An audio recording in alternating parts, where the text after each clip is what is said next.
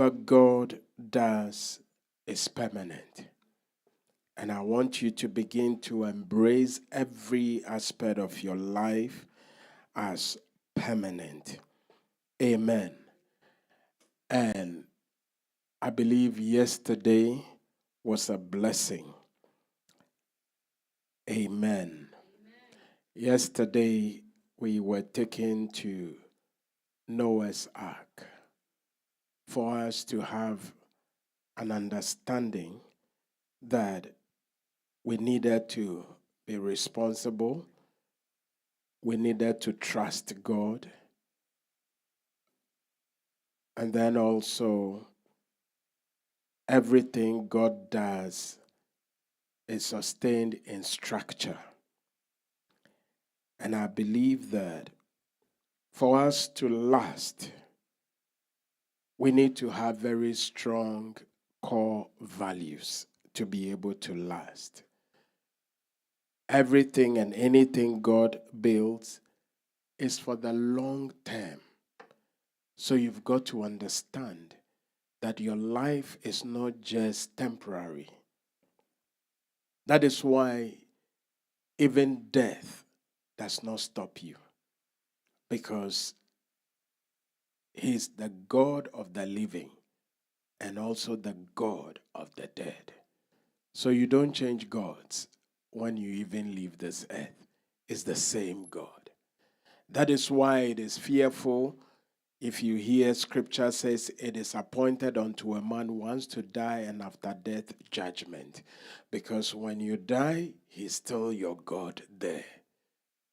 I don't know if you will still be asking for forgiveness there, because there I haven't been there before, so I don't know. But here I know you easily ask for forgiveness when you do anything wrong. But there, we don't know. But I believe that every day you wake up, you should have long term on your mind, because you have been built to last. And I believe that this celebration is supposed to reinforce our divine nature and everything God has put into us. So I believe that, like I said from what I got from yesterday's message, that God had to redo man again, but he decided not to kill everybody, but to take Noah and his family and some species that he wanted to remain into that ark. And I said to you yesterday, I believe it was a moment of awareness, because I believe Noah and his sons, including their wives and all the people they had on board, were busy feeding and taking care of all these animals all throughout. And I cannot even imagine the stench that will be there. The stench that was there. I cannot even imagine it. Today we're talking about infection. God is able to sustain you in the face of any infection. So I want you to understand this. Whilst they were there in the stench and all the inconveniences, they were still working hard and working their hearts out. They knew one thing, that they were sustained from the flood. Amen. It was not a 5-star hotel for them. Amen. So I want to challenge somebody this evening as you prepare yourself for tonight, because I believe that tonight is going to be a build up on yesterday. Hallelujah. And somebody is coming to that place that you know that whatever God does with you is permanent. Amen. So tonight is my singular honor to welcome my brother to bring to us God's revelation. And I'm sure you know that when he speaks, it carries a lot of dimensions a lot of faces, and he is deep. Amen. He doesn't speak when he does not have anything to say. So when he is speaking, you've got to listen. So I want you to get your notes ready. I want you to get your notebooks. If you didn't come with one, maybe you tell me it's an AI world. You have your whatever. Whatever you will use to get your notes, get them out. Be ready. Don't let anybody disrupt you or distract you. I want you to focus. Amen. So, with a standing ovation, we want to welcome Cardinal to bring to us the word of God tonight. Bless you.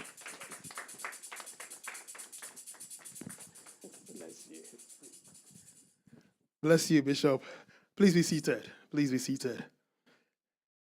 It's great to be back home. Yeah, it's you people don't know how blessed you are to have direct access to the bishop, Mama G, my doc himself, my other doc. I see my man in the corner, my brother, his beard gets gray every time I see him. You guys are just blessed to have each other. Because most Sundays I'm reduced to watching you guys from a remote location. Yeah, it's always missing all the action and all the fun. But this is my home. This has always been my home. And it's always a special place for me to return to. God bless you all. It's really, really lovely to see you all again. So straight away, I want us to get busy. Media team, are we ready with my slides? We're not? Okay. But the theme for this year's Grace Impact, say, built to last. And it's interesting, yesterday when Mama G was sharing with us the lessons drawn from Noah's Ark and all the challenges that went with it, everything that emanated from it. But when I began to think about the theme, when Bishop sent over the theme, built to last, what caught my attention were the two prominent words in there. Built to last. So there's the building part, and then there's the lasting part. So what I began to do was to think about building. And I just decided to just scan through the Bible, just see what history there was of biblical building projects. And when I just ran through them, I just realized that building is different from lasting. And oftentimes what it takes to build does not guarantee lasting. And the curious thing about building is that the process of building goes a long way to ensure lasting. And it's quite a curious combination. Built to last. So I decided to change the tense. Make it present continuous. Am I right, the English students in here? Present continuous, yeah? Building and lasting. Because when you think about it, we're always in the process of building. Whether we like it or not, we're building something. You see, to begin with, our brother Gideon asked us, what are you building? And that's a deep question. Because we're always in the process of building, either consciously or unconsciously. We're building an aspect of our lives. We're building something material. We're building something immaterial. We're always in the process of building. Now, what makes the difference between successful buildings and unsuccessful buildings comes down to the awareness with which the builder operates. There are situations in which people build things without realizing they have. There are situations in which people destroy things without realizing they have. And it's particularly interesting when you begin to look at it from the context of our personal lives. Look at it from the context of our communities. Look at it from the context of our countries. And you look all the way around and you realize that there's three primary motivations for building. People are either building for survival reasons, they are building to make progress, or they are building to seek meaning. I'll take them again. People are either building for survival reasons, or they are building to make progress, or they are building to seek meaning. Why are these three things important? When I looked at all the building projects in the Bible, I began to realize that even though these projects were on a physical basis, there were hidden lessons in there. And this evening, what I want to share are the lessons I was able to just draw from reflecting on these building projects. Interestingly, it started with the ark being built. Then men of their own accord decided to build themselves a tower. Everyone remember the Tower of Babel? The men decided to build the Tower of Babel. Then at a point, some guy called Moses was asked to build a tabernacle. Then some guy called David wanted to volunteer to build a temple, found himself disqualified, but his son was then instructed to build a temple. That same son built a palace complex. Next major building project, Hezekiah, he built a tunnel. He built a tunnel to ensure that there would always be water in the city, even in the presence of Assyrian attacks. The guy built a tunnel. Then came Nehemiah, the walls and gates of Jerusalem. Along came Zerubbabel, the second temple reconstruction.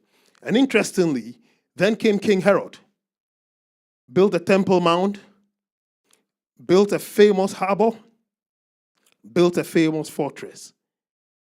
Now, throughout all these building projects, you'll see the three themes I raised. Some were built with survival in mind. Some were built with progress in mind. Some were built to seek meaning. Noah's Ark was to survive the flood. Tower of Babel, men wanted to give themselves a purpose, a meaning, so they arose and began to build. The tabernacle, it was supposed to be a place of meeting. It wasn't even anything impressive. It was a series of tents. But it served a very key purpose. It gave meaning to the people of Israel. The Temple of Solomon was an inherited project. His father was supposed to have done it. His father disqualified himself, so he was given the task. But then after he built the temple for God, he built a palace for himself. You see?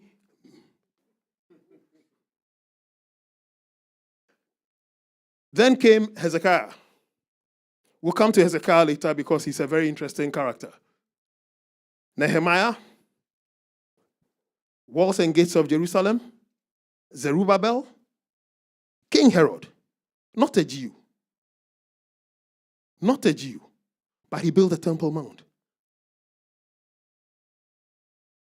What drove these people? What drove these people? Can I have the next slide, please? So the question I asked was, what does it mean to build? Yeah, we say build to last, building to last. What's the past tense? Is there anything like build it? Or that's not correct? Whatever past tense there is. But what does it mean to build? What I realized was, if we arise and we decide to deliberately make, develop, grow, or assemble separate parts into a complete functional whole, then we're building. I'll take that again. It has to be deliberate. And as deliberate as it is, we want to make, develop, grow, or assemble different parts into a complete functional whole. So when we are done with the process of building, everything we've assembled must be complete and it must be functional. Is everyone with me? It must be complete and it must be functional. Now let's see some examples of what men build, or what mankind built, or what women build. First, we like to build physical structures, don't we? We build homes, we build roads, but we build things that shape our physical world, or indeed make life either easier or simpler. We build to meet a survival instinct. See, your house is first and foremost a place of safety. Everything of value to you, if you want to keep safe, you bring it into your house. Yeah, we build these physical structures for that reason. We go as far as building tools. We build machines. And even those machines are meant to build other things. So even in building a machine, we're looking at completing yet another building. What else do we like to build? We like to build systems. We like systems of government. People say they build economies. Some people design laws. Some people put together educational institutions, schools. Some people put together businesses. But these things are built as well. They may not be tangibly physical, but they are built as well. It's funny, we cannot see or touch the economy of our country. But if something changes in the economy, you're going to feel it. We like to build these systems. We also like to build relationships. We form families, don't we? We form friendships. We build churches. We're sat in a church right now. We could be sat anywhere else this evening, but something brought us here. Something drew us to this place. And like I said previously, the church is not the building we're in. The church is us. We build a church, haven't we? Now, there's a commonality and a drive that comes into force when we choose to build intangible things. That commonality is often a very curious thing to observe, because within that commonality, you'll find the three things I started with. Some people will come for reasons of survival, security. Some people will come for reasons of progress. Some people will come to seek meaning. It may be intangible, but it ticks the three boxes. The final thing we build, which to me is the most important, is the self. Ourselves as people, ourselves as individual. A lot of the time, what goes into building ourselves is often unconscious. You meet people and they've been shaped by the environment they grew in. What they didn't realize is that what they absorb from the environment builds them into the kind of characters they are now. It shaped them into what they are now. The interesting thing with the self is that you have two choices. You either build yourself or somebody's going to build you. That's very interesting, isn't it? You either build yourself or somebody's going to build you. But having determined what we like to build, the question is, whichever thing we decide to build, how do we best build? The first thing I'd like to share is to build with vision. Now, what am I talking about? It is to build with an intention. Because when we arise to build and we decide what it is we're building and why we're building it, we give that building process meaning. And the interesting thing is, when you come to look at God's formula for building, he tells you that he's a God that sets the end from the beginning. He starts with a vision. He starts with the outcome he wants. And then he comes back to the beginning, and then he starts from there again. And the interesting thing we find is, you look at a library like the Bible, and you can have Genesis and Revelation in the same library. It tells you are dealing with a power, an entity that sets the end from the beginning. Even before he starts, he knows where he wants to end. And that vision is what then drives the action. The interesting thing with purpose is that we find we either set our own purpose or we become a tool in somebody else's purpose. We'll be going deeper into that. But let's move on to the next requirement of building. We need to build with knowledge. You see, you've got to know and understand what it is you are building. When Solomon set out to build the temple, the information he sent out, the questions he asked, led to another king sending him someone called Hiram, who was a skilled builder. You see, Solomon himself was not a builder. What he had was a vision. He had an idea of where he wanted to end. But the means to get there, the knowledge, the skill to get there, was supplied by a friendly king in the person of a gentleman called Hiram. Hiram Abif, we are later told.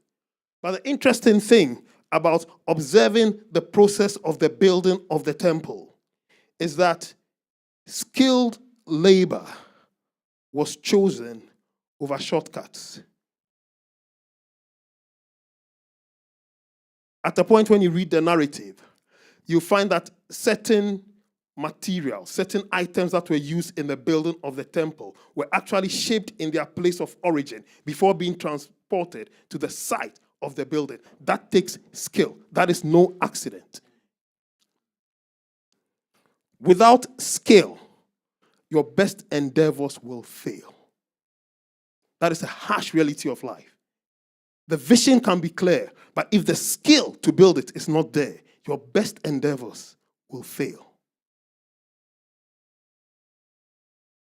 The third thing is to build with quality. Use quality materials. And for my Christian brethren, I always tell them, you have the advantage of divine guidance. Now, when we're talking about divine guidance, what are we talking about? It is interesting to note that we are in a world and a time where a lot of people lay claim to having guidance from the divine or from God. In fact, sometimes you listen to some ministers, and what I like to tell people is that these people, they sound as if they have breakfast with God every morning. Because some of the things they'll tell you, sometimes you think God consults them before he makes a decision. They all claim guidance from the divine. But the entire benefit of divine guidance lies in the materials you're asked to select. You see, there's no point wanting to build a skyscraper if you are going to use bamboo. Bamboo can build certain structures. It will not build you a skyscraper.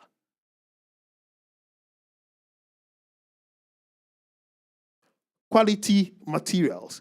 A lot of the time, when we come to build, we're often in a hurry to finish. And in wanting to finish, sometimes we think it is okay to compromise quality. But you find that if you compromise quality in the course of building, when the building is completed, quality will remind you that it existed before you started.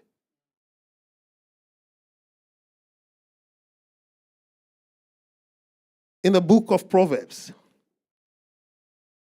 where wisdom makes a declaration,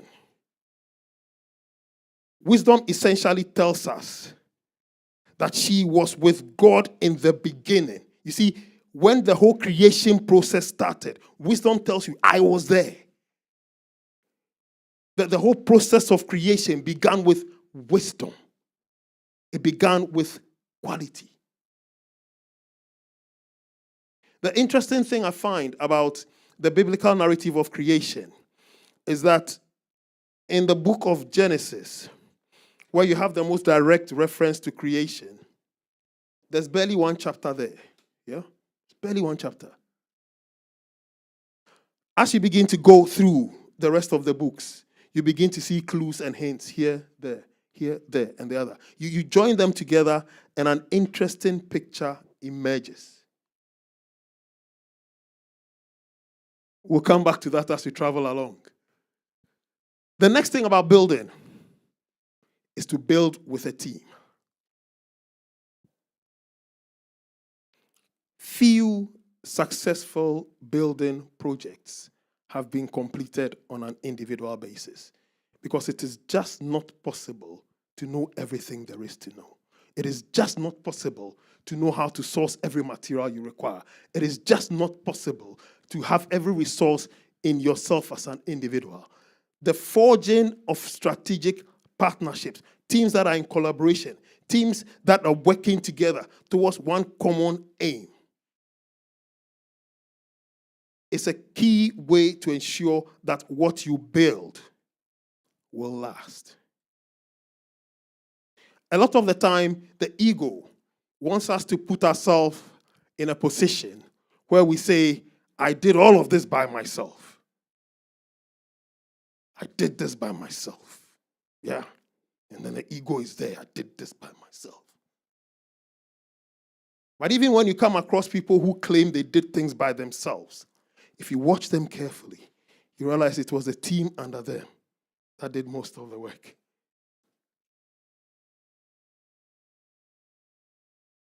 The forging of partnerships is a key tool in building. It is very interesting that when we go back to the creation story, when it came to the heavens, the earth, the sky, the moon, whatever, God said, let there be, let there be, let there be.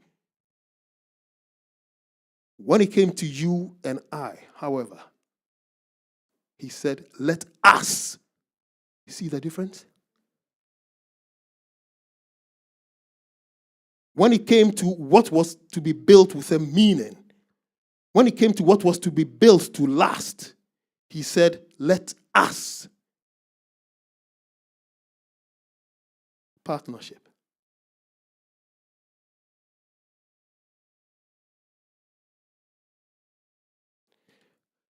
Final thing is to build yourself as you go along. You remember we started by talking about the importance of building the self, or the fact that the self is something we build. But the fact of the matter is, if you study any successful building outcome, be it physical, be it immaterial, be it spiritual, you will always realize that the people that started the project were not the same by the time they had completed the project. The process of building will change you. It will come with certain requirements. It will come with certain demands. It will come with certain pressures. And it is important that as you go along towards the objective for which you are building, you learn to build yourself into the kind of person that is necessary to complete that project. This is always an interesting thing. But I often tell people that in my observations, I've come to realize that habits are some of the most important things we can develop. One interesting teacher, he said that the secret to your outcome is in your daily routine. I'll say that again. The secret to your outcome, whatever outcome you're looking for, he said the secret is in your daily routine. You see, what you do habitually goes a long way to determine what you build. It is rare, in fact, impossible to come across anyone who is a success in any field of endeavor who doesn't have the habits required to succeed in that field. It just won't happen. It just won't happen. It is very interesting when you begin to look at several successful people. A couple of days ago, I was watching a short on YouTube, one of these YouTube shorts, and it was Kobe Bryant, the basketball player. He was being interviewed. He was asked about the people who had the most impact on him, the people who had most influenced him. And interestingly, Kobe mentioned Michael Jackson.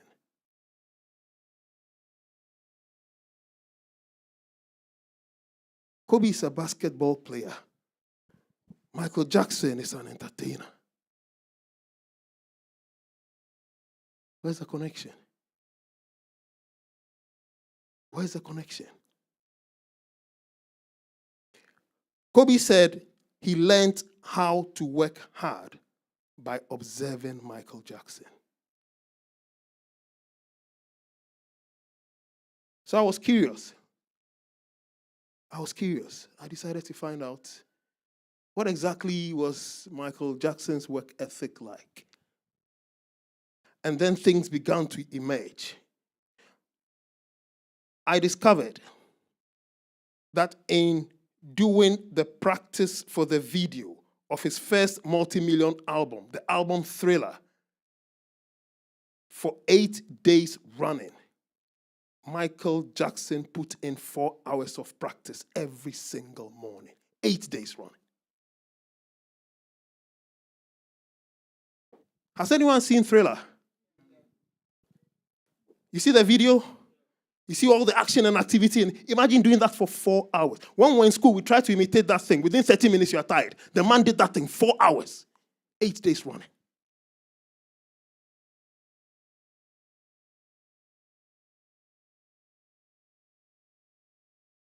Habit will take you further than desire. You can want something all you want. You can say you want something all you want. If your habits don't underscore or support the attainment of that desire, you won't get far. You won't get far. I began to realize that the importance of habit is what determined the outcomes we were getting back in the days when we used to work in mental health.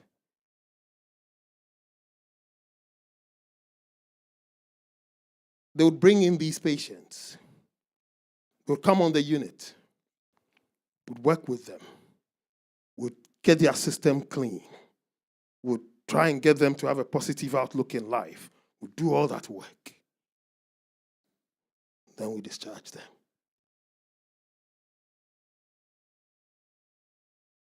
Maximum 3 months. Maximum 3 months. They are back.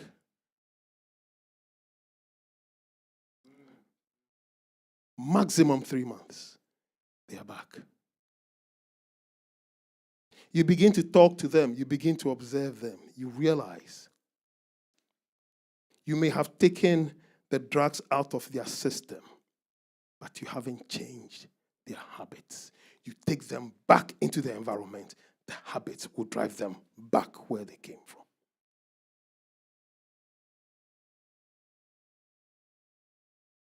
So we need to build a self.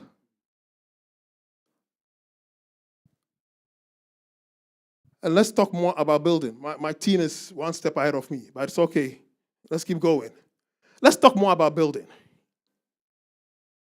Every building project starts with a purpose. Like I said, every time someone sets out to build, they start with a purpose. If you came across me and I was busy with a trowel, cement, and bricks, and I was putting one brick on top of the other and mixing and putting one brick on top of the other, and then you ask me, what are you doing? I tell you I'm building. The next question you're going to ask me is, what are you building? Now, if I tell you that I haven't decided yet, but I am building, some of you in here will call the ambulance for me straight away.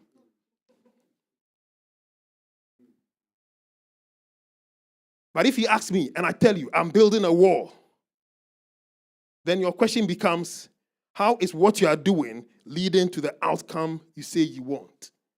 But every building project starts with a purpose. With Noah's Ark, it was meant to survive a flood. That was the purpose. Tower of Babel, men wanted to make a name for themselves. They wanted to establish themselves. That was the purpose. They got together, they began to raise the temple. You'll be hard-pressed to come across any building project that did not start with a purpose. There always has to be a reason for building. Else you're just wasting your time. What are you building? But the interesting thing, as I went through those line of biblical projects, I then realized that not every building project started with divine directions or instructions. Noah was given a direct instruction from God. With the Tower of Babel, men made their own decision. With the temple, David felt in his heart that he had to make a home for the Lord. With the tabernacle, Moses was told what to do. With the walls of Jerusalem, Nehemiah saw the thing and he looked in his heart and said, I need to fix this thing. Not every building project started with divine directions or instructions. Now, why is this important? Because several times, you come across people who have the placement, who have the talent, who have the skill, who have the material, and yet they tell you that they are waiting to hear the voice of the Lord. And so you see them marking time. And whilst they are marking time, other people are progressing, and yet they are marking time. And you look at these people and realize, if these guys decided to build, they'll overtake all these other guys. They've got everything they need. But they say they are waiting on God. You remember I spoke about divine guidance in the beginning. We've got ourselves to the point where we're beginning to believe that unless someone mounts a pulpit and speaks some plenty tongues and declares something by faith or by holiness, we shall not begin to build or make any move. No.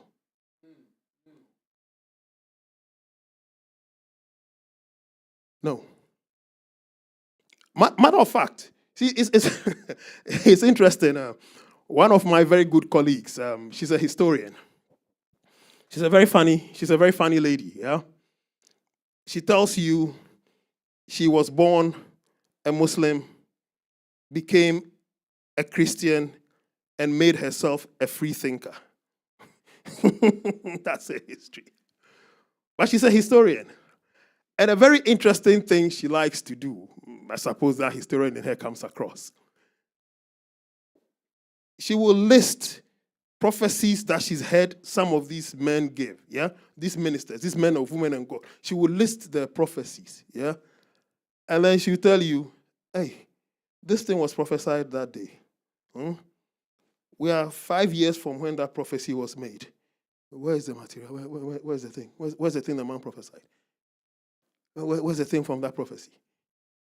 One time, she showed me a list of ministers who, and this happened back in the 1990s.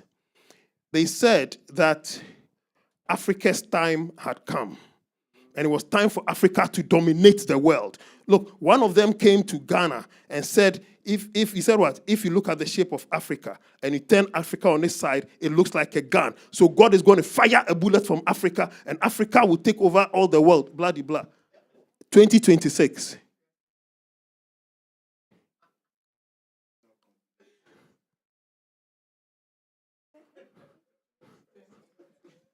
(2026).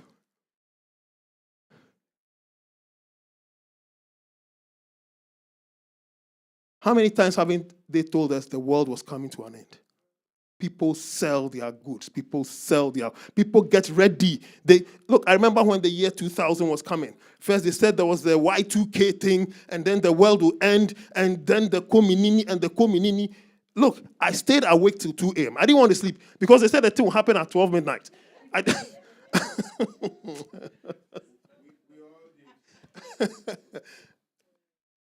We stayed awake.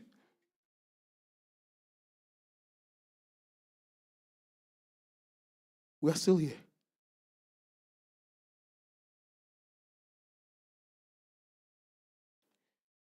Let me share something with you.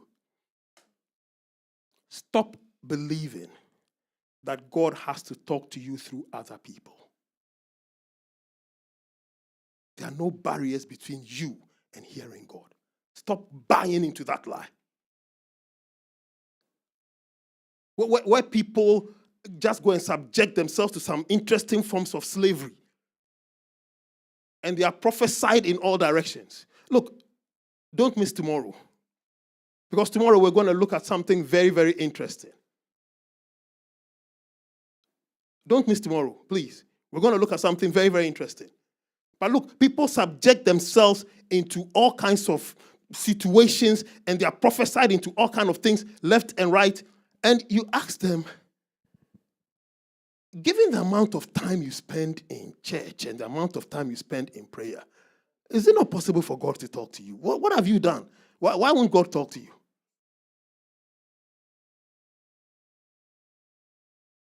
Why won't God talk to you?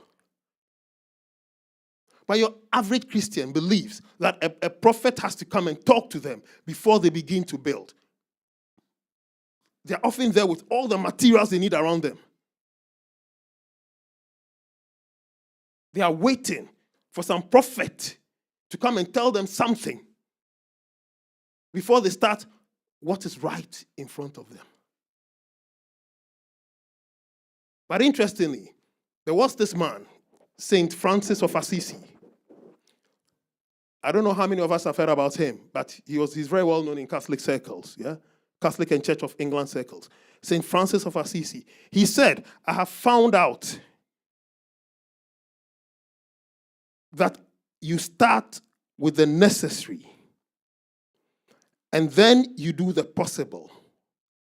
And before you know it, you are doing the impossible. 3-step process, he said. Start with the necessary, and then you do the possible. And before you know it, you are doing the impossible.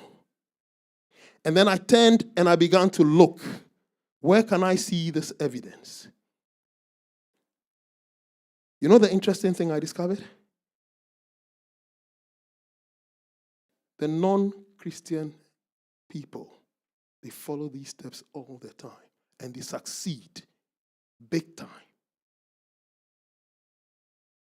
Among the Christians, even the necessary, they want to hear prophecy before they start.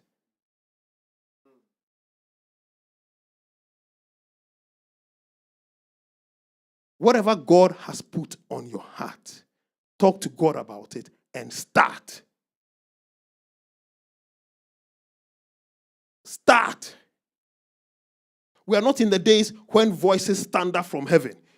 Recently, when they sent that spacecraft to the moon, I was following the thing and just looking at the videos from there. I think I called you, Bishop, and I was telling him, wait a minute. Do you remember when we were young, they told us that heaven was beyond the skies? And I was watching this spacecraft going, and somehow, some part of my mind was expecting to see God come and say, hey, what do you guys want over here? Some part of my mind. Because what they told us was that heaven was beyond the sky and God lives in that heaven. So when they send this rocket there with all this noise and all this fire, I was thinking that these guys are going to be disturbing God up there. He thinks a mosquito is coming up there. He will come out there and look, what are you guys doing here? This thing kept going. Went round the moon. Came all the way back.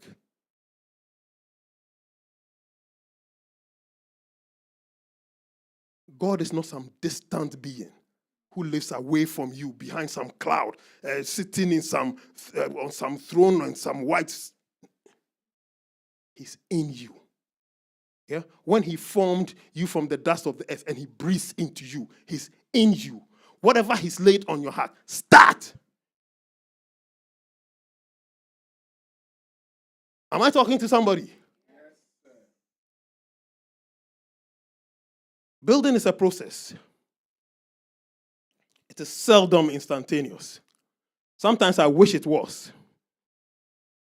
You know those days when when we're young, you watch cartoons, yeah? And some magician can just do something and suddenly some houses there. And suddenly sometimes I wish it was like that. But the harsh reality is that building is not instantaneous. It requires a process. And in the process of building, I made two key observations. I noted that often people let the perception of time discourage them. They say it will take too long. Yeah, they say it will take too long.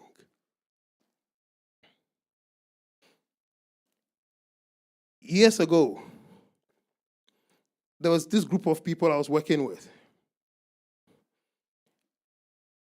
Opportunity came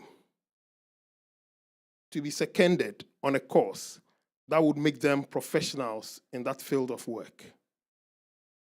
That course would take 4 years.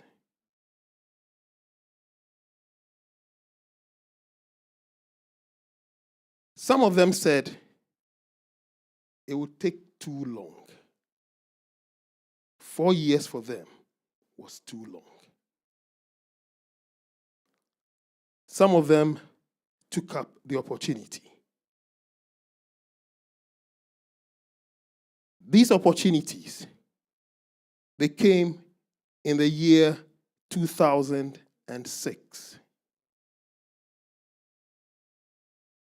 As I speak to you, those that started with the necessary are professionals in that field. Some of them have risen to the very top of their profession.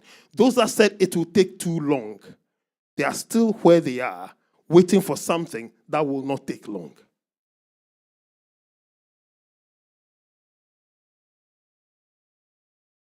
Time will pass, like it or not.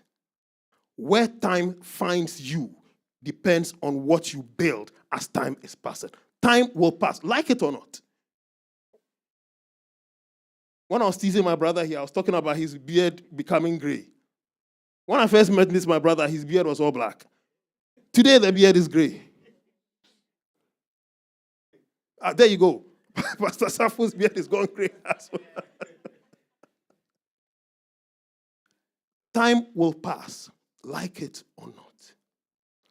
Where time leaves you depends on what you do as time passes. A lot of the time, they look at it, they say, oh, Uncle Ray, you want me to go to school for 4 years? Uncle Ray, you want me to go and train for 4 years? You want me to take an apprenticeship for 4 years? Hey, 4 years is long, oh. Before they realize it, 20 years have passed. And the opportunity that they thought would take too long is gone.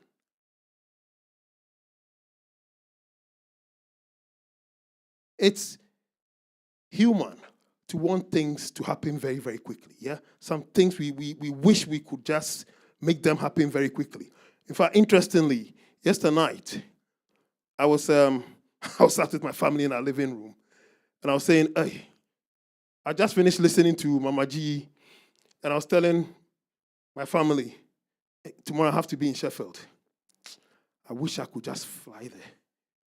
That train journey, I have to wake up, pack, train, yeah, go from my house, London Bridge, King's Cross, train. I wish I could just fly there.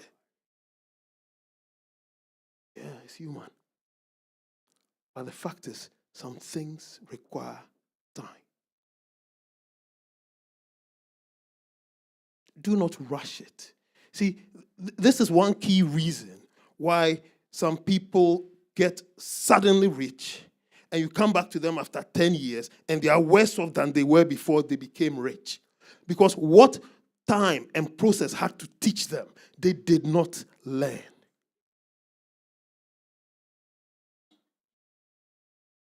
Mike Tyson, in a recent interview, he said, I learned how to fight.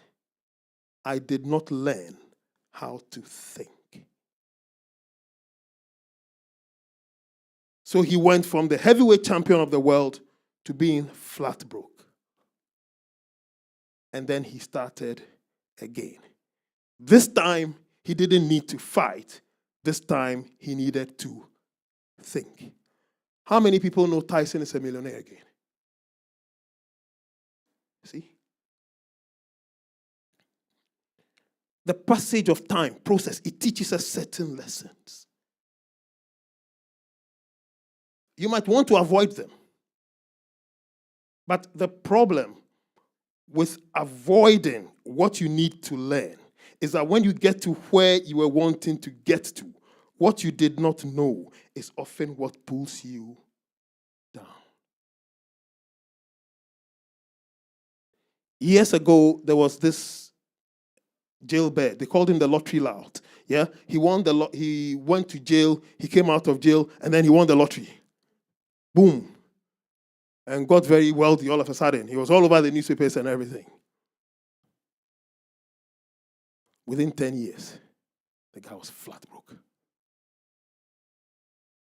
And he gave an interview in which he said he was actually happier now that he was broke. He realized he can handle being broke. What he couldn't handle was being wealthy.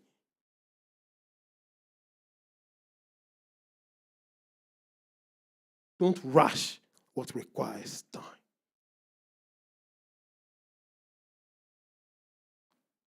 A number of things building requires. Planning and work. We spoke about work. Let's touch on planning. The interesting thing about planning is that the best plan in the world will not work unless you do. There was a time, and this was when I was working in an international organization, shunting between East Africa and the UK.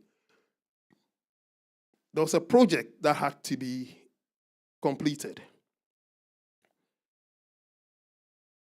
I got to this country, and I was going through the files, my predecessor's files, just going through the files. I came across a project plan. The guy had drawn a project plan. When I checked, he'd actually employed consultants from the country to come and help him put this plan together. They used a plan to get onto what was then the DFID program. How many of us know about DFID? It's a scheme that the British government uses to help development in foreign countries. Yeah. They used that project to get on the DFID program. And when they got on the DFID program, they filed the plan away. When I joined that organization, an email had come from the British Embassy. They were demanding to see progress on that project, or else we'll be asked to refund the money they had given us. The CEO came and said, Ray, you are African. You are the only one I can send out to go and do this thing. I don't know how you're going to do it. Get us out of this corner. When I was going through my predecessor's notes, do you know what I was looking for? I wasn't looking for a plan. No. Lazy man like me, you're having a laugh. I wasn't looking for a plan. No. I was looking for some technicality that I could use to push back against the British Council and say, for this reason, maybe this part of the contract wasn't signed well, or there's a clause in here. I was looking for a technicality I could use to get out of that situation. That was the plan I went down with. But then I found a project plan that had been very well drawn. And then the idea came, why don't you work with this plan? Yeah, work with this plan. See where it takes you.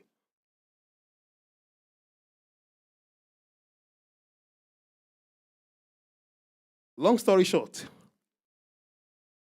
there's a certain part of that country where they still think I'm some magician. They think I'm some magician. I've still got friends on LinkedIn that I made when I was in that country. They think I'm some magician. They think I'm some genius. No. I simply took a plan that somebody hadn't worked and worked that plan. That process taught me this important lesson. Unless you work, the plan will not work. So we often find ourselves in situations where Christians will come and tell you, oh, I was in prayer, and then this idea dropped in my spirit, and this idea dropped in my heart. I say, really? Yes, look, I could see it vividly. Just dropped in my spirit. I said, okay, what are we going to do? Oh, I'll pray some more. I said, okay, pray and confirm it, and then let's see where we go. Okay. And then you get about busy. You remember, hey, what happened to that guy? You called him back. Brother, what's happening? Oh, I'm still praying. Okay. How long are you going to pray for? Oh, I want to see some signs. Say, wait a minute, I thought the thing dropped in your spirit. Isn't that a sign enough? No, I want to see some sign. Okay. And then they are still praying. And then you know the frustrating thing. Sometimes after a couple of years, somebody comes and does something. And then they tell you, ooh, Uncle, this was what was in my spirit. Hello? Hello?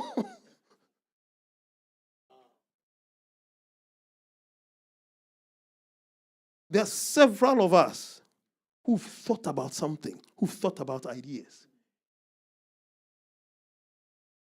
And within years, we've walked into supermarkets and stores and seen our idea on the shelf. The very thing we thought it's on the shelf.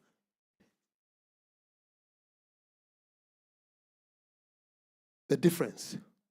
Someone took a plan and worked. That's the difference.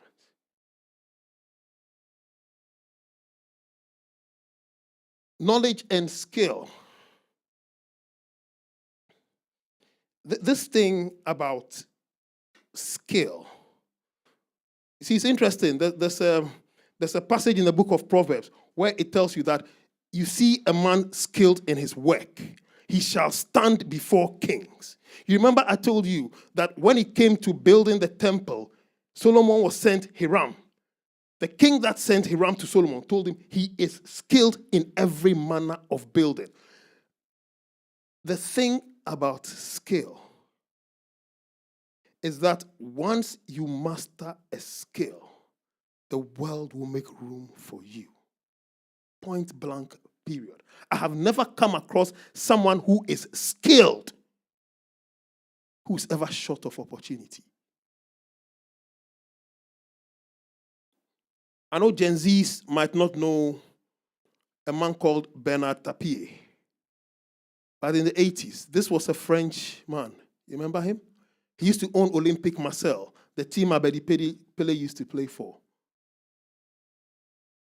That man went from millionaire to broke, millionaire to broke, millionaire to broke 4 times. At a point, they made him a minister in France. What was the man's skill? The man knew how to make money. Put the man anywhere, he will create money. He will bring some idea. The man knew how to make money. That skill. Even when the whole world thought the guy was down flat, created room for him. Let me tell you something controversial. It wouldn't be me if I'm not controversial. Controversial is my middle name. These last couple of weeks, we've been hearing about the prime minister of our country being in some deep trouble because of the appointment of some guy called Mandelson. Have we been hearing that thing in the news? Mandelson has been sacked from his job how many times? He's been in scandal how many times? He's been in trouble how many times? Yet he always makes his way back into the circles of power. The man has a skill. He might not be a very nice character. Yeah, let's park his personal or ethical life. Let's park it. But the man has a skill. Like it or not. The man is skillful enough for people to be willing to overlook his shortcomings. Skill.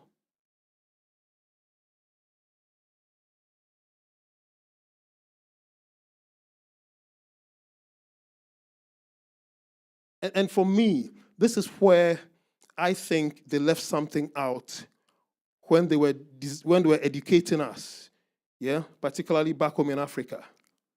They had us believe that the purpose of an education was to gain a qualification. See, that is what they had us believe. So we are happy and glad to list alphabets after our name. PhD, MSc, DD, KG. We list alphabets after our name. And you look at that list of alphabets, and the man is a civil servant. Sat in an office reading Daily Graphic all morning.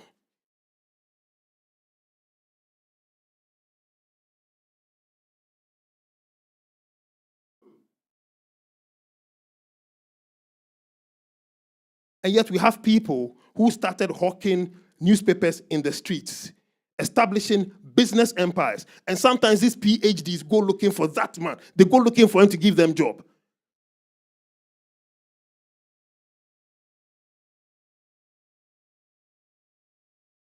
Skill. Don't miss Saturday. Saturday we'll be talking about skill. We'll be talking about jobs and careers.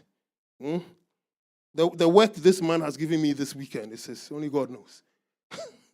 But Saturday, we'll be talking about careers and jobs. Don't miss Saturday. But I tell you this, skill, acquire the skills required to build what you have set your heart on. That skill is what will separate you from the next man. That skill.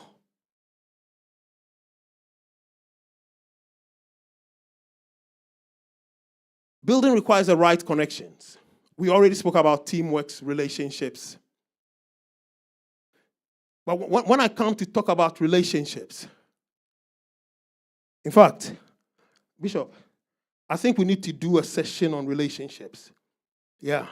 Yeah, I think because it's a whole area on its own. Don't worry. Anything for this. This is my home. This is my home. You call me here 100 times a year, I'll come. But I think we need to do a session on relationships. Because there are some relationships you choose. There are others that you don't. But both of them require management. And the management of relationships is what determines the building of successful teams and unsuccessful teams. It is a management of relationships. Everyone who succeeded at anything of value, of worth, will tell you about certain people they met. They will talk about the teams they work with. They will sometimes tell about the friends who gave them advice. They will sometimes tell about the people who mentored them. They will sometimes tell about the people who put them in particular networks. But relationships.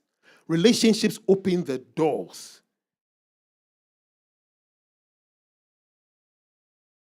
Relationships open the doors. A lot of the time, I hear Christians praying and they make this declaration, oh, my God can open the door and no one can shut it. My God is the God that can open the door and no one can shut it. I say, okay, after he's opened the door, what next? Who's on the other side of the door? You meet people there. You meet people there. And it takes your connections with people to get you where you want to get to. And I often say, you don't need everyone liking you. You only need the right people liking you. That's what makes a difference. I'm not asking you to be a people pleaser. No, you don't need everyone liking you. In fact, some people, it is good if they don't like you, because they keep their poison and their nonsense and their whatever away from you. It's good when they don't like you.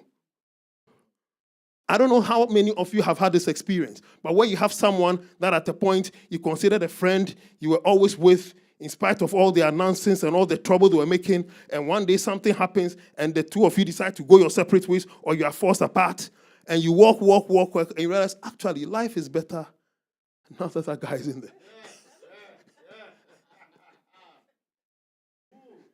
You realize, actually, life is better without that guy being there.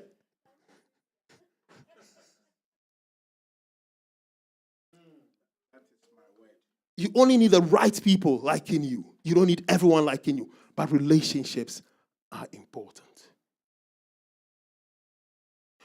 I put this next sentence in capitals because throughout all these 3 bullet points, through planning and work, through knowledge and skill, through right connections, relationships, divinity is a catalyst. It is not a replacement. What do I mean by that? Our Christian brethren have been taken to this place where they think that grace is a substitute for these 3 bullet points I've listed. It is not. Grace makes them easier to do. Grace will lead you into places where you will find them. But grace will still require you to do this work.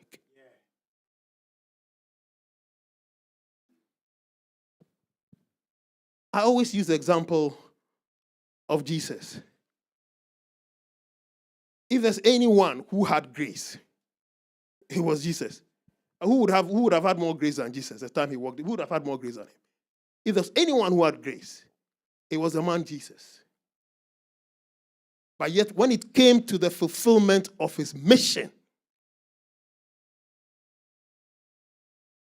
he had to do the work.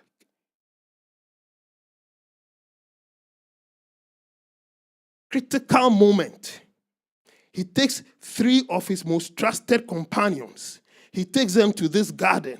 He says, okay, you guys tarry here. Let me go further. He goes in there, and from what we are told, he prayed until his sweat was as blood.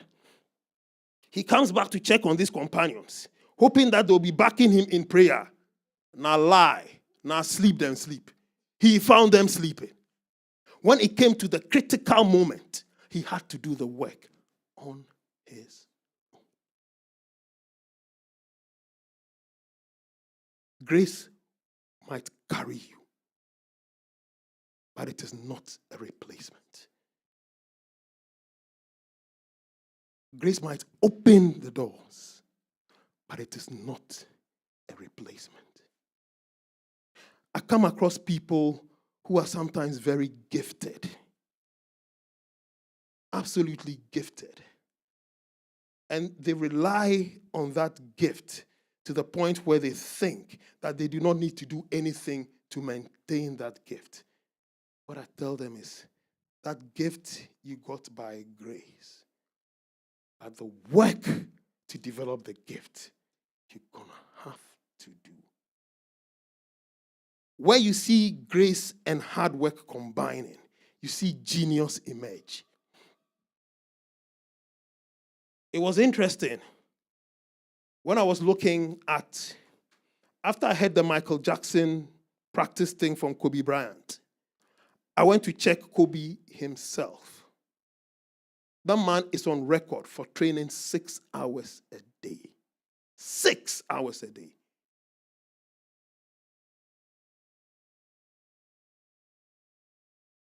Years ago, when I was in Ghana, they used to show CNN. You do the CNN news, and then they show CNN World Sport. They show the sporting activities. And then they had the CNN play of the day. There was one occasion where the play of the day was about this basketball player called Michael Jordan. They had got a situation in a game where they were entitled to a free throw. I'm not very good in basketball, so I don't know what gives them that opportunity. But they had qualified for a free throw. And it was a teammate of his who was to take that free throw. That teammate fired the ball. While the ball was in the air, Michael Jordan ran from behind the teammate, waited for the ball to hit the board, and then dunked it. Why did he do that? The flight of the ball told him his teammate was going to miss. He saw the miss coming even before the teammate had completed the throw. That kind of skill only comes from practice. That kind of skill only comes from practice. When you see grace combining with hard work, you see genius. We are told Cristiano Ronaldo, the footballer, even at his advanced age, trains more than people younger than him. People younger than him cannot keep up with him on the training field. He's twice their age. When you see grace and hard work combining, you see genius.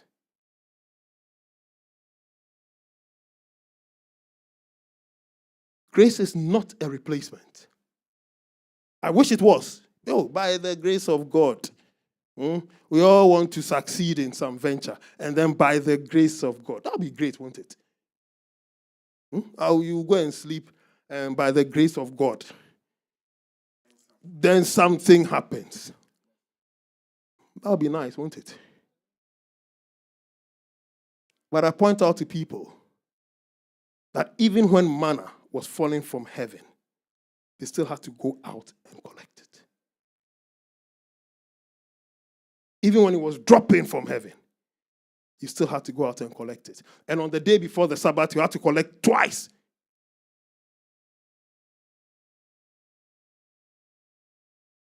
Am I talking to somebody? Building attracts competition and opposition. What is this man talking about? The interesting thing about building, the moment you begin to build, people will begin to notice. And in that audience of people noticing you, there will be some who want you to succeed. There will be some who want you to fail. Between these two groups of people, you'll either find competition, you'll find opposition.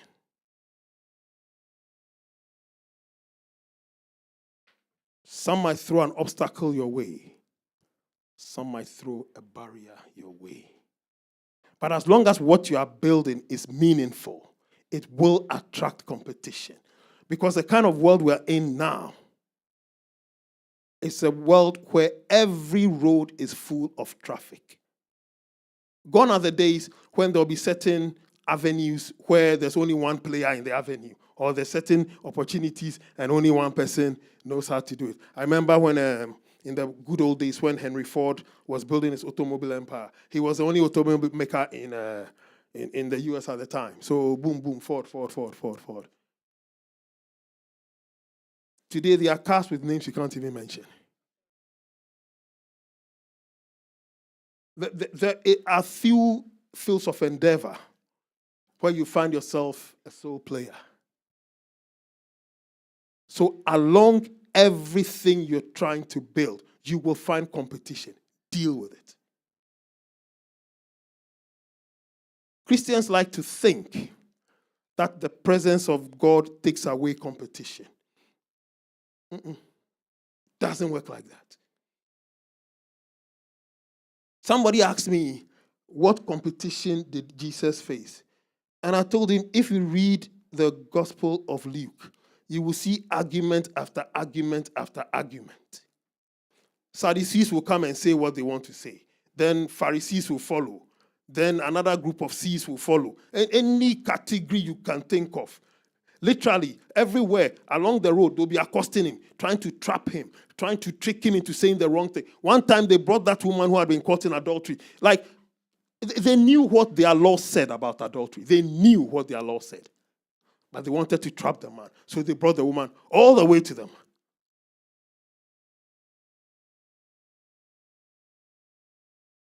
As long as what you're doing is something of value, something with meaning, you will face competition.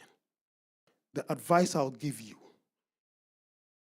do not be emotional about competition. Be logical. What am I talking about? Being emotional about competition is being angry that the competition is there in the first place. Yeah? And sometimes I even see some of my Christian brethren, they'll come to church and be praying for God to kill their competition and massacre their competition, whatever. I tell them, you prayed and prayed and prayed and prayed. Did God take the competition away? They say, no, the man is still there. I'm sure he's using some juju or he's using something. I said, no. You're missing the point. See, like the gospel writer said, he said, Lord, don't move my mountain. Teach me how to climb it. The climbing of that mountain is what makes you skillful.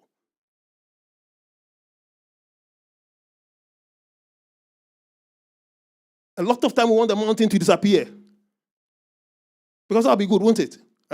I open my business and somebody opens the same business next to me. And then I can go and pray. And one day when I come, the other guy's his shop has burnt down or something has happened to him. And I have the whole market to myself. That'll be great, won't it? That'll be great. How many people have that kind of luck? Don't happen. It's not about the mountain being moved. It's about you learning how to climb it. Because it is in surmounting these obstacles that your skill is built. I have never seen a skillful person who didn't deal with competition. How do you get skillful if you're just in your corner playing by yourself? Someone told me a funny story about a baseball. When America would play the World Series, and the World Series of baseball involved only American teams. And they played the World Series in America. Then, at the point, they got so confident in playing the World Series, they then decided to challenge Cuba. And Cuba humbled them. That's when they realized the world was bigger than America. You don't get skillful by playing in your own sandbox. No. Competition is a fact of life. It might not be pleasant, but if you want to build anything with meaning, competition will emerge. Opposition will emerge. In fact, sometimes opposition comes from angles where you least expect it to. Because trust me, there are some people who are very happy with you staying where you are. One wise man said that people want you to do well, they just don't want you doing better than themselves. They are fine with you where you are. The day you decide to up your station, the day you decide to progress, they got a problem with it. Back in our days, we had this funny story about these two students in a class where they had been in the same class for a couple of terms, and every time when the exams were written, one would be last and the other would be last but one. Then there was time for one exam coming up, and the one who was always last said he was too ill, so he didn't want to write the exam. This one who was last but one actually went to visit the one who was last and was encouraging him to come and write the exam. And the guy was saying, look, I'm ill. Why do you still want me to write the exam? Finally, he said, if you don't write the exam, who am I going to pass? You are the only one he can pass in the class. If you don't write the exam, then he's going to be last. No, you have to come and write this exam. You have to come and write this exam. You have to come and write this exam. They want you to do well. They just don't want you to do better than them. And once you begin to take certain actions to improve yourself, you'll be surprised the corners from where certain oppositions will come from. But this is where your vision becomes important. Because then once your vision is in front of you, it doesn't matter who's trying to distract you. You remember the story of Elisha and Elijah? Elisha being told, hey, do you know God is going to take your master away today? He said, I know that, just park it. Do you know God is going to take your master away from me today? I know that, just park it. The man was focused. Because he hadn't just asked for anointing, he had asked for a double portion of his master's anointing. That wasn't time to play games. The focus was there. Don't run away from competition. Don't get emotional about it. Ask for the ability, the grace to outthink it.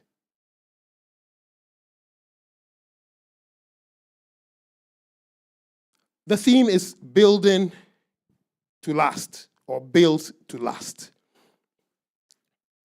So let's talk about last. This last.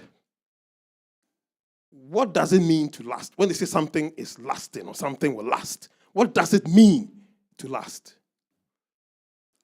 The first point I want to share is that lasting is determined by purpose. The reason why you built will determine whether the thing has last flood, job done. In the beginning, I mentioned Hezekiah, and I mentioned his tunnel, and I told you we're going to come back to that tunnel. What a lot of people don't realize is that that tunnel that Hezekiah built is today called the Pool of Siloam. It's still around today. It's still around today. The man built the tunnel when? It's still around today. Lasting is determined by purpose. If I build something and I need it to last 10 years and it only lasts 8, it hasn't served its purpose. It hasn't lasted. If I build something to last 10 years and it lasts 12, it's done the job I wanted to do. Now, why is this important?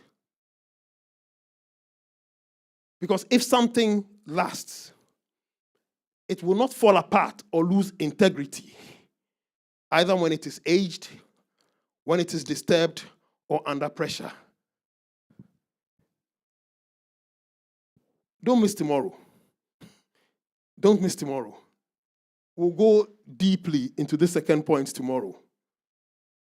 Whatever you do, don't miss tomorrow, please. But then you have this concept of stability. It will be stable. Now, stability is a core idea behind lasting. If the thing that has been built is stable, it means that things will impact it and it is still there. things will attack it. It is still there. Things around it might change. It is still there. Think about it. If the outcome of a building project is not stable, it will not last. For something to last, it has to be stable. And the interesting thing about stability is that if you take away the first two words, S and T, you are left with ability. You remember we spoke about skills? Don't miss tomorrow. Don't miss tomorrow, please. Can I have the next slide, please? So let's classify stability, yeah? When we say structural stability, when we say a structure is stable, yeah? What we mean is that after any pressure, the structure will return to its form. When we say a system is stable, we'll say that even if the conditions or the inputs vary, that system, be it a business, a school, an organization, or a church, even when things change, that system still retains its integrity. When we talk about emotional stability, we talk about people who will go through the most stressful situations, who go through the most challenging situations, and they are still strong. And this, for me, is so very interesting. Christians like to tell people or their fellow Christians to have faith and be strong. When misfortunes happen, when disasters happen, they tell them to have faith and be strong. And sometimes you ask them, what do you mean by have faith? They say, believe in God. He will take you through this. I say, why did I have to go through it in the first place? And then they say, God has a purpose and God has a plan. So you have to keep believing in him and eventually everything will be fine. I tell them, there was a time I used to tell other people what you've just told me. But going through the crisis myself, I realized what you've just told me is completely inadequate. It's completely inadequate. Bishop, you are witness to the kind of year last year ending and the early part of this year has been for me. It's just been one challenge after the other. From dear people dying to dear people falling ill. You name it. It's just been like that. And when Christians come to the house to come and comfort us or sympathize with us, they come and talk about this faith thing, and God has a purpose, and God has a this. If you haven't gone through certain crises that make you question your faith, you don't understand how irrelevant such talk is. The lesson I learned was that if I was going to be stable going through all these crises, I had to find my own grounding in God. Not from somebody teaching me something. Not from somebody coming to tell me something. I had to find my own grounding in God. Because the faith that is being challenged is not somebody else's faith. It's my faith. There are things that I've held onto, that I've believed were impossible because I serve a living God. The things were happening before my very eyes.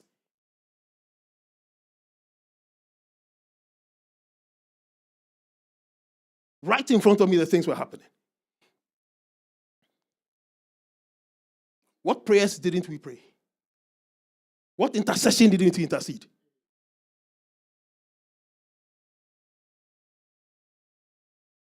Right in front of us. Outcomes were happening that were completely opposite to the prayer that we had prayed.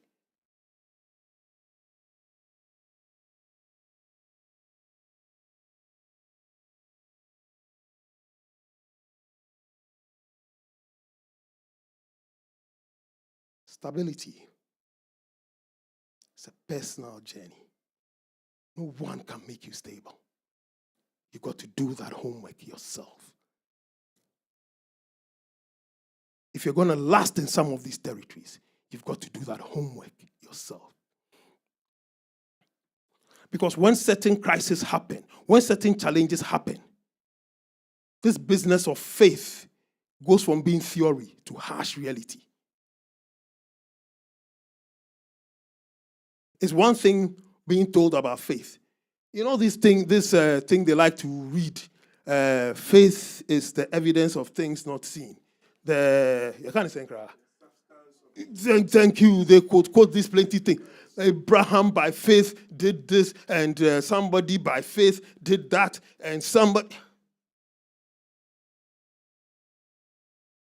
When you get to the point where the very symbol of what you are believing God for, God asks you to sacrifice that symbol, then you understand Abraham's faith.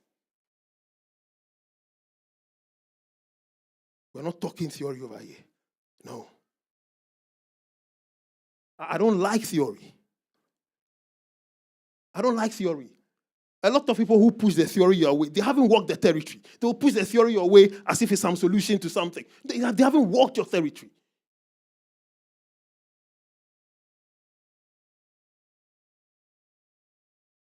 When you've walked the territory,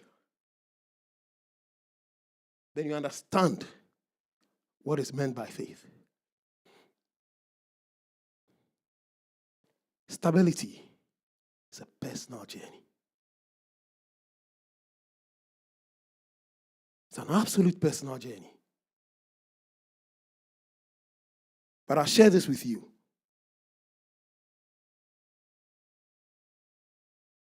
When the chips are down, when it looks like all is lost, when it looks like nothing is going to work, when even prayer has failed you, that is when your faith begins. That is when your faith begins. I don't want to go too deep. I don't want to go too deep. We talk about financial stability. That is Mama Ellen's territory. I should tell you how we done. She will quote the plenty things. We'll pack that. Look, give me the next slide, please. So what factors will then ensure that what we have built will last? Or what factors will ensure stability? The first requirement is sound foundations. We like to believe as Christians that, we are grounded in God. Abi? They have that song they sing. We have an anchor that keeps us ground FM and true. In the FM, we singing plenty. We like to believe that. Until the crisis begin. Then you see Christians going back to juju men. Abi? Wanna know see some before? You see them going back to juju men. And then you ask yourself, what was the foundation? What was the foundation?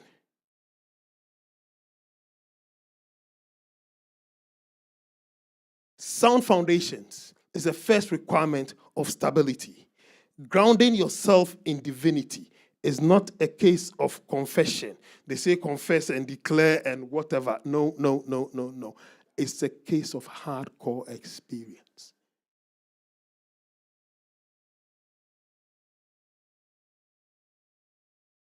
How many of us ever heard that song, Count Your Blessings? It says, count your blessings, name them one by one, and it will surprise you what the Lord has done. But we need to be grounded in divinity. We need to have the self grounded. We need to have the values that we hold on to, the values that we do not compromise on. That is where we begin the building process from.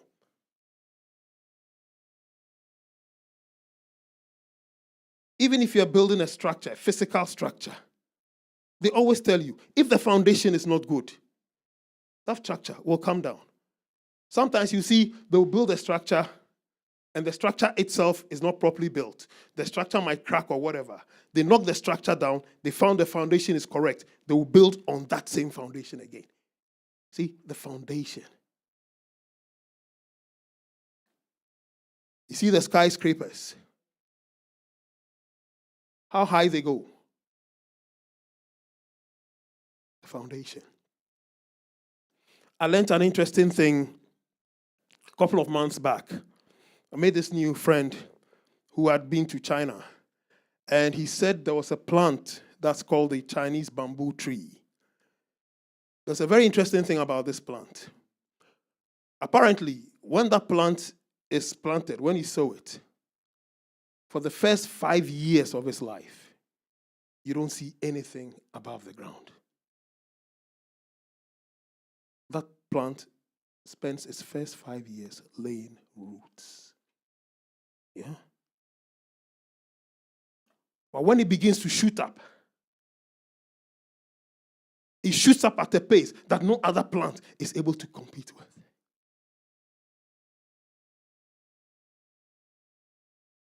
Isn't it interesting how things in nature show you some of these lessons? When the Western world encountered the pyramids of Egypt, they look at the thing tall like that. We're wondering, how can this thing be this tall? Like Westerners always do. They always like to intrude and interfere. So they break into these pyramids. And what do they realize? There are foundations under the pyramids. Sometimes the foundations are deeper than the pyramid is high. That's how the thing has stood there for that long. Foundation. Am I talking to somebody? Stability requires consistency. We already spoke about habits. We already spoke about routines. I just want to touch on environment. The power of environment. Or sometimes when it comes to human relations, I talk about the reference group. The power of the environment cannot be understated. Because most people you come across are a product of the environment. And even in cases where the people have been shaped in other environments, if you expose them to another environment long enough, you begin to see the same behaviors from the area that they began to grow in.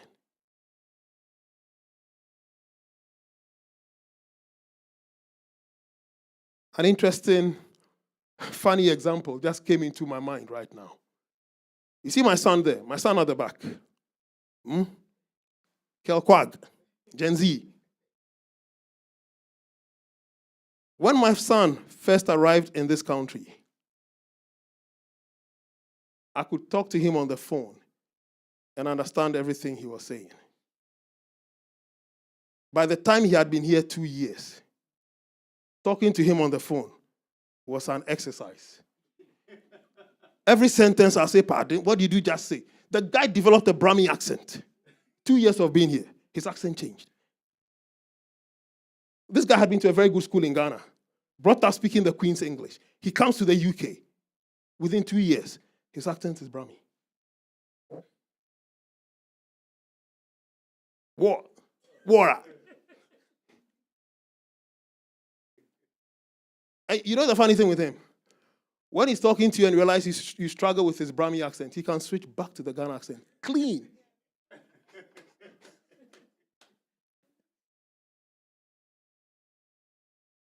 Isn't that interesting?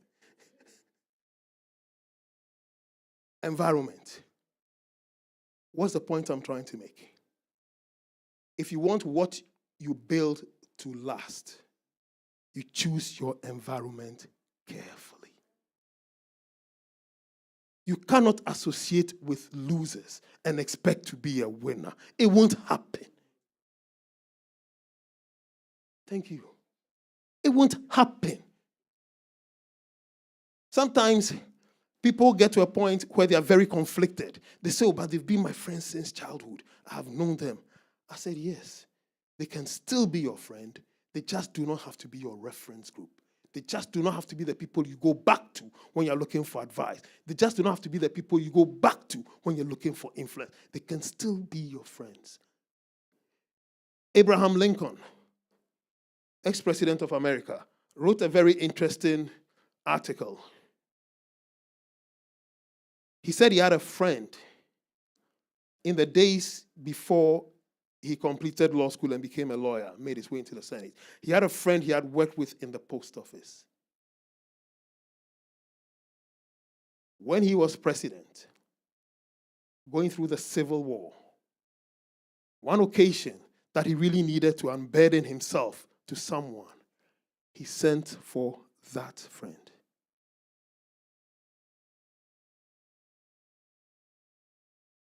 Because as far as he had come away from that friend, he still knew the values that friend held. So in that critical moment that he needed to unburden himself, he sent for that friend. I say we have to do something on relationships because we have to look at friendship. It comes with different sides to it. But the one most influential thing in your environment are the kind of friends you choose. It's fine when you're a kid, yeah? You're just dropped into a classroom and the people in your class become your friends. But as you age, as you mature, you find you have to be more selective with the company you choose. Stability requires foresight. You need to be able to recognize opportunities. You need to be able to see emergent threats. You need to be able to anticipate attacks. You see, in the days of old, when people built kingdoms and they built walls around their kingdom, in the middle of the wall, in certain sections of the wall, they built towers. The purpose of the towers was for guards to stand on the tower and look out and see if there was an approaching enemy. Foresight. The ability to be able to look beyond your current situation and see where things are going. Foresight. We are told in the book of Proverbs that the eyes of the wise man are in his head. And I said, eyes are in everyone's head. I stay in your head. What's this guy talking about? Eyes are in his head. What's he talking about? And then I went back to the original Aramaic.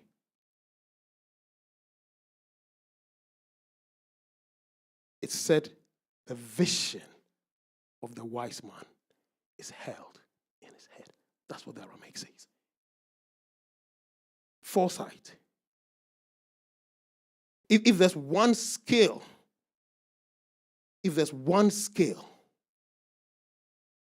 that you want to tap into as a Christian, you want to tap into the one who sets the end from the beginning. Because the end is where you're going. As he has set the end, he knows what is ahead.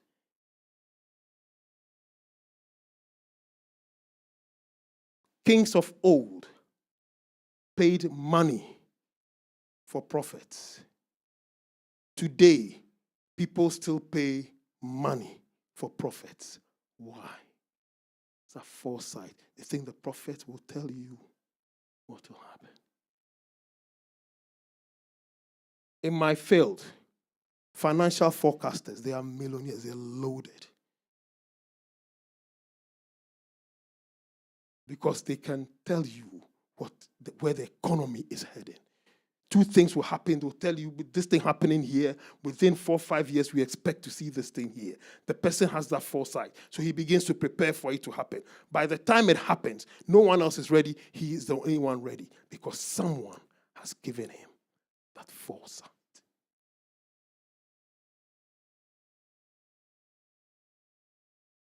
Foresight. To build with that foresight is the equivalent of walking with your head down. You will make progress, but you ain't got no idea where you're going. And when push comes to shove, when walk comes to run, those that look forward will make progress. You with your head down, God help you. Foresight. Build stability requires resilience. That resilience is how well you are able to absorb impact, attacks, competition. That resilience. We are told in the Bible that if your strength fails in the day of trouble, then you are weak indeed. That is the day you need your resilience. I don't care how many muscles you flex before that. The day of war, the day of challenge, that is the day you need that resilience. If your strength fails then, you're weak indeed. Christians have an advantage. In the day of warfare, you have a source you can call on. You see why the foundation is important? Because when things get to the wire, you will always remember your foundation. This will explain why people you see in churches end up going to see juju men when it comes to the crunch. Their foundations are not in the church. He may be sat in the front row doing whatever the person in the front row is supposed to do, but his real foundation is somewhere else. When it comes to the crunch, that is where they go. Resilience. Stability requires adaptability. And for me, the importance of adaptability is that it is a secret to growth. You cannot grow without being adaptable. What am I talking about? Environments will change. Situations will change. Society will change. The ones that grow are those that are able to adapt to the change and keep heading towards their vision. Quality does not guarantee adaptability. It doesn't guarantee lasting. You don't believe me? I'll give you an example. I always keep it practical. How many of us in this room ever owned a Nokia phone? Did anyone here ever own a Nokia phone? Gen Z don't even know what Nokia is. Lucky you. Did you ever own a Nokia phone? Good. I challenge anyone in this room to tell me a phone that can fall down and fall into pieces. You put it back, turn the bloody thing on and it's working. I challenge you to show me any phone that can do that better than the Nokia 3310. The one I had fell from 4 floors. By the time I ran downstairs, the whole thing was scattered like that. I had to be looking for the pieces. I put the thing back and put sellotape around it. You turn on the bloody thing, it is working. It was built to, you couldn't kill a Nokia.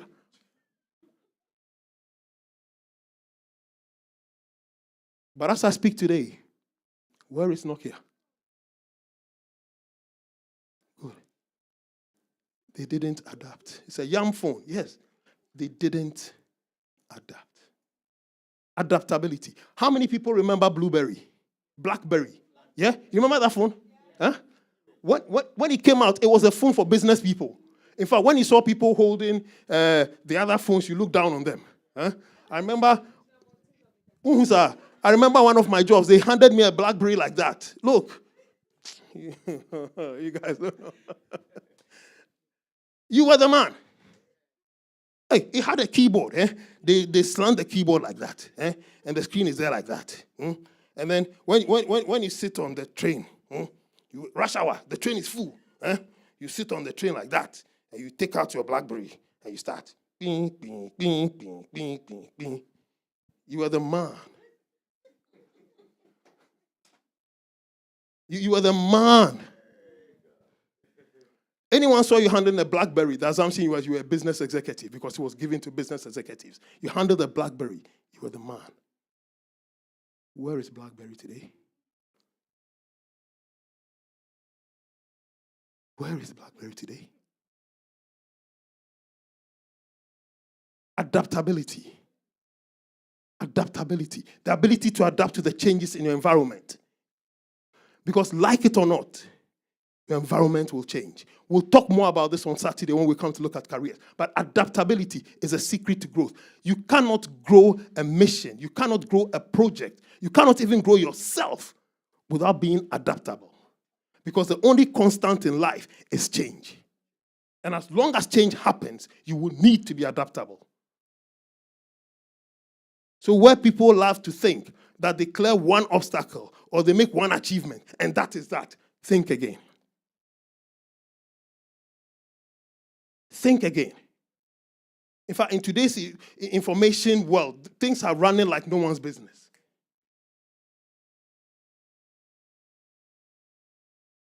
I volunteered to mentor some students for my last master's degree. I went into that situation thinking that I was just going to take the practical skills I'd learned, yeah, and then apply it to what they would come with, yeah. It shouldn't be difficult. So they asked me to, well, will you be willing to mentor some students? I said, yeah. And then they sent me 2 students like that, yeah, to mentor them. These questions started coming. These projects started coming from these students. At a point, Doc, I was learning more than they were. The nature of the challenges of the course had changed so much that I, the mentor, was learning more than the students were. And it was only 2 years after I had graduated, 2 years later. You see, my Ghana mindset. Because when I was going to write my O-level, one of my senior friends, who at that time had even graduated, he came home and he found his Form 5 O-level physics book, and he gave me his physics notes. And the notes were word for word the syllabus I was learning after he had learned the thing for some 7 years. You see, I still had that mindset. That's what they taught. Look, my cousin, he was in upper 6 when I went to Form 1. And he told me about pendulum, O-level physics pendulum. When I got to Form 5, pendulum was still on the syllabus. Pendulum. You might have Gen Z won't even know what a pendulum is. I don't think you've ever seen one. They will hang this ball from something. The ball will be swinging like that. You'll be counting how many times the thing swings to calculate the force of gravity. Ping, ping, ping, like that. That mindset doesn't work over here. Doesn't work over here. No. Because what you learned using Microsoft Excel, today somebody is using ChatGPT. What you spent 2 hours reading and to take little notes about, today somebody puts it in, a friend saying, Copilot, and the thing is summarized in 30 seconds.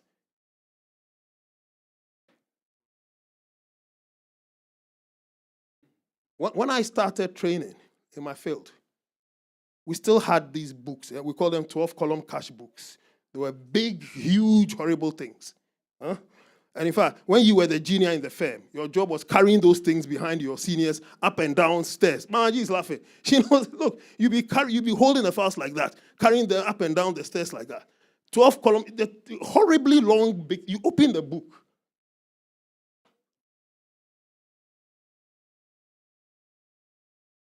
Within 2 years, Excel came out.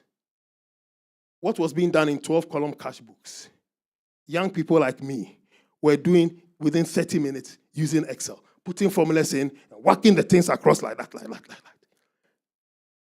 And our seniors were looking at us and were wondering how on earth we were doing it.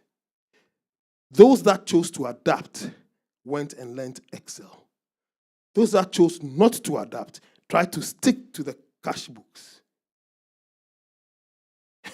I don't have to tell you what the outcome was. I don't have to tell you what the outcome was. See, when you mention cash books, people look at you, what are you talking about? It's history. There are apps on people's phones that are completing company accounts on people's phones. The environment will change. It will change. If you want to remain, if you want to last, you need to adapt. It used to be, if you wanted to win souls to Christ, you hand out tracts. Bishop and I, when we were young, were we not going out and handing tracts out? Walking, handing tracts out. That's how we used to witness. Tracts. Today they are witnessing in podcasts, on Snapchat, on Instagram, on YouTube Shorts. That's how messages are going out. If you are still handing out tracts, God help you. God help you. Somebody told me one time that what he hates about this hard copy things that people give to him is that the paper is so glossified that you can't even wrap a proper Rizla with it. Do you know what Rizla is? Do you know what Rizla is? He said the paper is so glossified that you can't wrap a proper Rizla with it. That's what they want to do to tracks now. They want to Rizla. They want to smoke with them. Put tobacco in them and smoke. That's what they want to do with it. The audience you are looking for is moving. The audience is in a different location. You still want to be doing what you were doing before. Good luck. Maintenance. Stability requires maintenance. Oftentimes, what is built would have parts that will suffer wear and tear. It will have parts that will suffer erosion. It will have parts that will suffer weakness. We are told in the book of Proverbs, it says, know well the condition of your flocks. Has anyone read that in the book of Proverbs? Yeah, you need to be able to pay attention to what you have built. There's this guy, this South African guy, his name V, South African entrepreneur, black guy, skinny head guy. You know, in one interview, he said he had set up over 12 businesses at the time. There was no part of any of the businesses you could talk about that he didn't know, because he was constantly maintaining them, constantly examining them. There was no part of them that he didn't know. Maintenance. Often this is where a lot of us miss the trick. We'll do everything, build it, do everything, and forget maintenance. And maintenance spreads across so many circles. Even in our relationships. The funny thing about maintenance in relationships, and honestly, 10 to 1 says my wife is listening. But I have to admit, I'm one of the biggest failures in that regard. Because a lot of the time, we forget how we warned the person in the first place. My sister, you see when my brother met you, what was coming your way? There'll be the gift, won't there? There'll be small text. Abi? Oh, my brother was a failure. There was no text. So how were you doing it? You're always visiting. You see, making the journey. Abi? And on his way, anything nice he sees, by the time he arrives, he's holding it. Abi? You name it. Bringing it. Abi? Once you became a missus, what happened? Job done, Abi? Look, we are all guilty. I challenge any man in here to tell me we are not guilty of that. We are all guilty.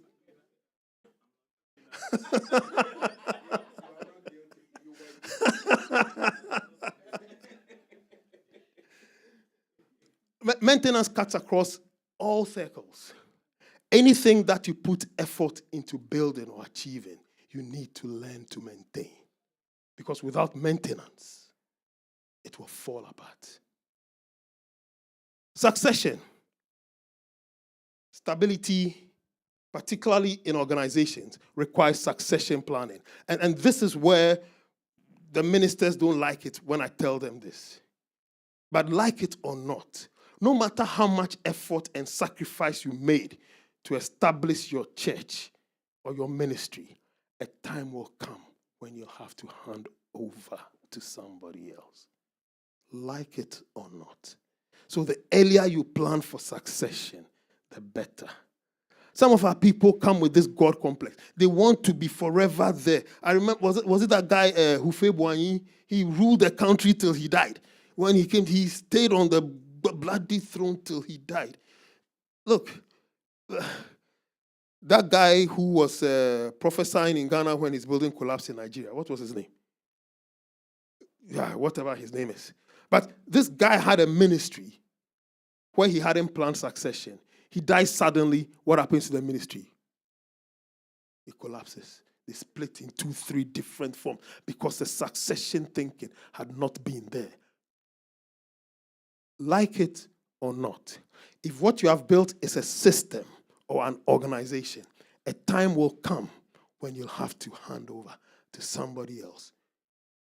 If you think that what I'm telling you is outlandish or not biblical, I challenge you to think about this. Jesus, when he was about to leave, handed over to Peter. He said, "Thou art Peter, and upon this rock I will build my church, and the gates of hell shall not prevail." When he came and walked on the sea, and Peter jumped into the water, and they went and met on the beach, he asked Peter 3 questions. Do you love me? For each answer Peter gave, he gave Peter a mandate. Take care of my sheep. Jesus did a handover. If even Jesus handed over, I don't know what else I have to tell anyone. I don't know what else I have to tell anyone.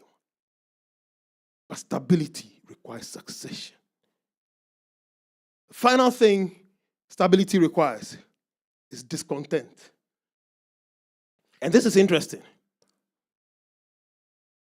The moment you become content with what you have, you stop growing. It's just simple. The moment you are content with what you have, growth stops. When growth stops in an environment that requires adaptability, you will die. That's simple. That's simple. And so you hear stories of people like Saint Ignatius Loyola, realizing he couldn't read and write properly and putting himself in a class of young people to go and learn how to read and write. And you'd think, why would someone who was at the head of the church come and put himself in a classroom? Discontent. He found a shortfall in himself. He wasn't happy. He needed to fix it. He went to learn how to write. The moment you become happy and satisfied with what you've built, you become complacent. Death is around the corner. Am I talking to someone? Yes, sir. Can I have the next slide, please?